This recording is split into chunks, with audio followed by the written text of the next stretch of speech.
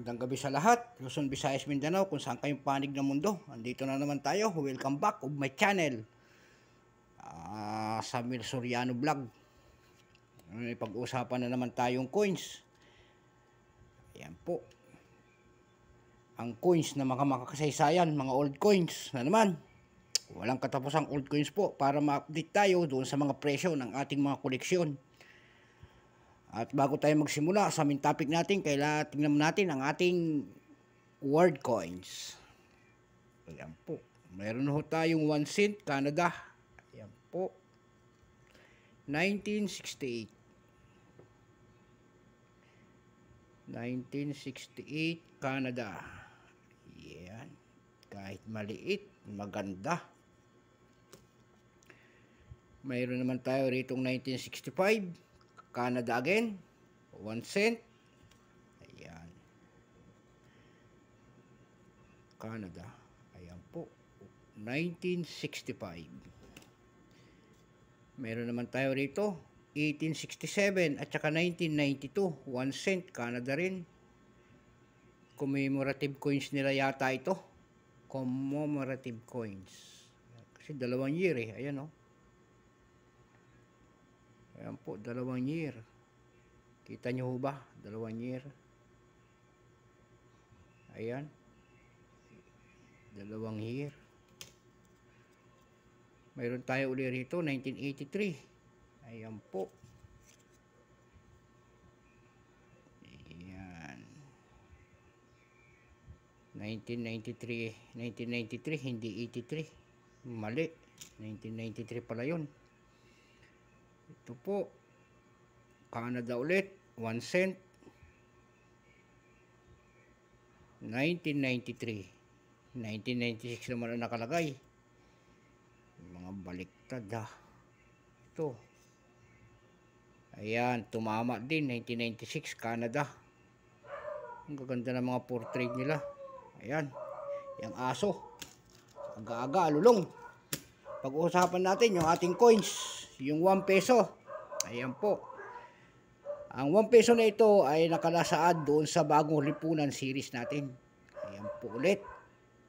Ayan yung ating 1 peso. Pag binaliktad natin, 1977. And then yung isa ay year 1978. Dalawang klase po. Ito po. Simulan na natin, kilalanin muna natin itong coins na ito. Issue, Philippines. Period, Republic, 1946, up to date. Type po, standard circulation coins. Type, years, 1975 to 1982. Currency, piso, value, piso, composition, copper nickel. Weight, bigat, 9.5 grams. Diameter, 29 mm. Thickness po, 1.9 mm. Orientation po, middle alignment. Reference number, KM209. Scientific name, Coat of Arms of the Philippines. Ayan po. Yung 1977 po, bali 2 klase pa rin din ang ginawa. Franklin Mint at saka special and circulated po. Ayan, tawla-tawlang aso, gutom. Yung 1977 na Franklin Mint, ito po, Franklin Mint, 1977, 18%, 14,777,000 lamang ang ginawa. Yung special and circulated niya po ay 0.7%, 17,176 lamang. Ayan po. Dako naman tayo doon sa 1978. Yung 1978 naman, ang ginawa sa coins na ito, yung Franklin Mint ay 21%. 19,408,000. Yung kanyang special and circulated, 1.2%. 14,792 lamang. Ayan po, ang kanyang details, yung 2 coins natin na to. Ngayon, may mga presyo na rin. Doon sa 1977 natin, na Franklin Mint, may nagkakahalaga yung verify niya is 13 pesos. Ayan po, 13 pesos lamang. Yung special uncirculated niya po ay 32 pesos.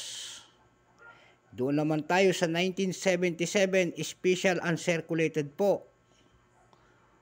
Ang nakalagay doon, wala pong price appraisal. Ibig sabihin po mataas. Mataas yun. Mataas ang kanyang presyo. Yung 1978 naman, Franklin Mint po, yan ay extra pay niya po ay 52 pesos. Yung uncirculated niya is 91 pesos. Yung 1978. Yung special prop niya rin, wala rin. Wala rin siyang price appraisal.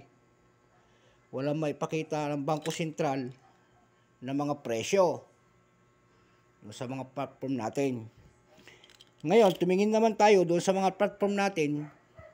Mayroon tayong nakita nagbebenta doon ng 1978 to 77 po ay $28. Ayan po. Sa carousel naman, mayroon nagbebenta doon 1975 hanggang 1982, 25 pesos per piraso. Ayan po, yung update sa coins na ito. Opo. Ayan.